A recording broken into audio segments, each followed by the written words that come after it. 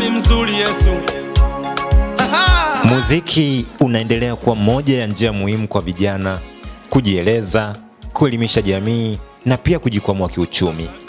Hata hivyo, nyuma ya vipaji vingi kuna simulizi za mapambano ambazo mara nyingi hazisikiki kirahisi. Hii ni simulizi ya Noel Paul, kijana mkazi wa Dar es Salaam mwenye kipaji cha muziki wa Injili. Anaendelea kupambana kuhakikisha ndoto yake ya muziki haifi licha ya changamoto za kifedha. Kwa majina anaitwa Noel Paulo, ni mkazi wa Dar es Salaam. Ni mwanamuziki wa nyimbo za Injili. Safari yangu ya muziki nilianza kuimba 2015 ambao nilikuwa naimba kwaya mpaka kufikia 2018 nikawa mwimbaji wa nyimbo binafsi. Nimefanikiwa kurekodi nyimbo 6 hadi sasa, lakini hadi muda huu sijafanikiwa kuweka katika mitandao ya kijamii, labda YouTube, Instagram, Facebook, TikTok sijaweka. Mpaka muda huu nimefikia kwenye process ya kutengeneza cover au video kwa ajili ya kuzipeleka nyimbo mbele. Mpaka hadi sasa ndani ya hizo nyimbo nakuwa naimba labda kwenye matamasha au kanisani.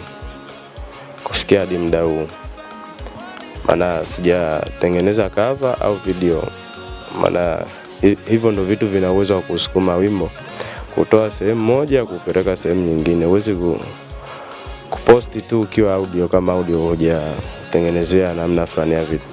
Kwa sasa hivi kazi ninayoifanya, ninaendesha bodaboda. Kwa kazi zingine labda zitokee tu dharura, lakini kazi kubwa ni bodaboda. Kutokana na gharama kubwa za kurekodi muziki na maisha ya kila siku, Noel analazimika kufanya kazi yake ya bodaboda ili kuendesha maisha, huku akiendelea kupambana kufua ndoto yake ya kimuziki.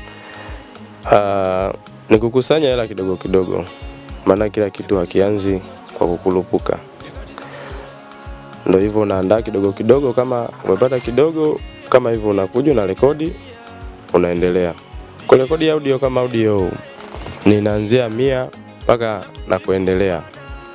Lakini pia ndani ya wimbo humo kuna vitu vingi vya kuweka, kwa mfano magitaa na yenyewe pia yanahitaji hela na nini. Vitu vingi vinahitajika kwenye audio. Japokuwa kwenye video sijagusia, lakini kwenye cover kama cover nimegusia na naendelea. Anaamini vijana kama yeye wapo wengi, lakini wanakwamishwa na namna ambavyo wanaweza kujikwamua kiuchumi. Wanaomba serikali, wadau na taasisi mbalimbali kuwasaidia na kuwashika mkono. Ndio, wapo wengi. Ninaona nao. Maana kwa mfano, nipige hapa mfano. Unapoimba kanisani, ukishamaliza pale lazima ukutane nao kuulize baadhi ya maswali 2 matatu. Unarekodi wapi nyimbo zako? Nyimbo zako nzuri. Tumeona hata wimbo ulioimba hapa sasa hivi umetengenezea wapi? Maana wimbo wako ni mzuri. Mimi mwenyewe natamani kuwa hivyo, japokuwa sijarekodi hata wimbo mmoja. Kwao ni wengi.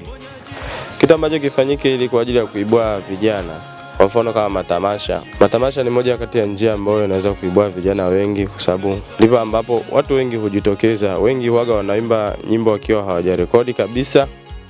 Ana uwezo wa kuimba pale live. Anaonesha vile ambavyo uwezo wanao, lakini namna ya kusogea mbele hana. Kama hivyo nilivyozungumzia hapo nyuma kidogo, Fedha.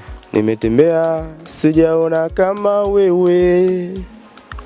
wewe waniwazia mema, hakika wewe ndiye unayenipenda mi. Maishani mwangu nimepata rafiki mwema, rafiki ambaye yupo nami nyakati zote, nyakati za huzuni, nyakati za magonjwa, nyakati za furaha. Nyakati za magonjwa, nyakati za furaha. Producer wake Kelvin Jackson anasema Noel ni mmoja wa vijana wengi wenye vipaji vikubwa nchini, lakini ukosefu wa uwezo wa kifedha bado ni changamoto kwa vijana wengi wanaotafuta nafasi katika muziki. Kwa majina naitwa Kelvin Jackson. Mimi ni producer, ni music producer wa gospel music kutokea studio ya Holy Beats. Studio ipo Kimara Baruti. Ukifika Kimara Baruti hapa unaweza kaicheki hata kwenye ramani, maana ipo kwenye Google Map, unafika tu, sio mbali. Noeli nimefahamiana naye sasa ni karibu kama ni mwaka wa 3 sasa hivi. Nilifahamiana naye ni miaka 3. Ni muimbaji, namfahamu kama muimbaji kwa sababu kuna wakati nilikuwa nina studio lakini sikuwa hapa. Kuna mahali nilikuwepo ndo tulipokutania. Yeye alikuwa anapita tu akagundua na studio, basi akafika tukaonana pale, akaniambia bwana mimi naimba. Kutokea wakati huo tukawa sasa tumekuwa kama marafiki. Kwa nilivyoona kwamba ana kipaji cha kuimba na anapenda kuimba, tukaanza kufanya kazi. Tulianza kufanya kazi na 2024 mpaka nilipotoka pia pale nikahamia hapa na bado tukaendelea kufanya kazi. Kwa hiyo Noeli ni mtu ambaye nafahamiana naye kwa miaka 3 sasa hivi. Ni mtu ambaye anaimba nyimbo za Injili na ana uwezo, ana kipaji.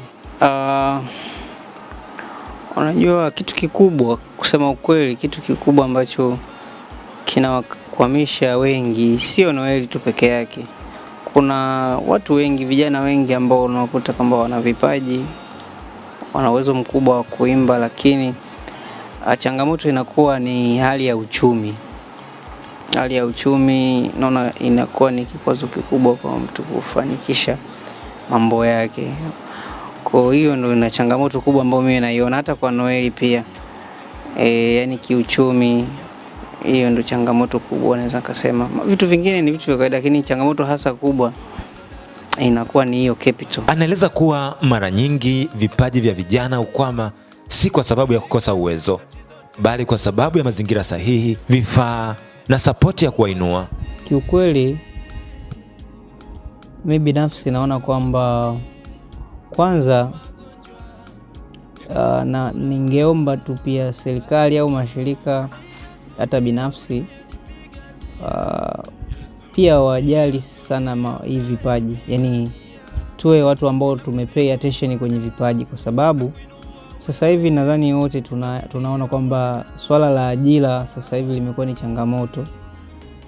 Ajira, unaona vijana wanalalamika ajira hakuna, nini, ajira ni chache. Kwa kipaji kinaweza kuwa ni mojawapo ya ajira kwa vijana.